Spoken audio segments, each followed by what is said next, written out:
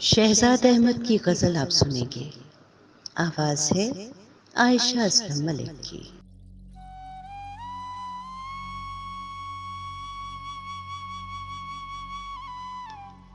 रुखसत हुआ तो आंख मिलाकर नहीं गया, वो क्यों गया है ये भी बताकर नहीं गया।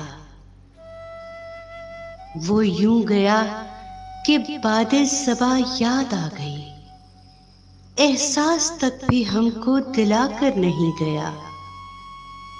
यूं लग रहा है जैसे अभी लौट आएगा, जाते हुए चिराग बुझाकर नहीं गया।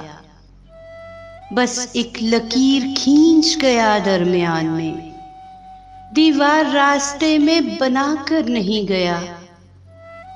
शायद वो मिल ही जाए मगर जुस्तजू है शर्त, वो अपने नक्शे पा तो मिटा कर नहीं गया।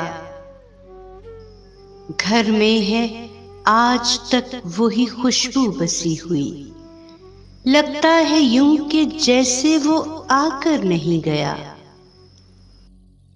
तब तक तो फूल जैसी ही ताजा थी उसकी याद, जब तक वो पत्तियों को जुदा कर नहीं गया।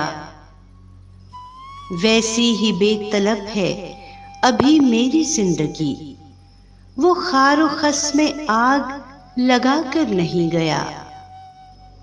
रहने दिया न उसने किसी काम का मुझे, और खाक में भी मुझको मिलाकर नहीं गया।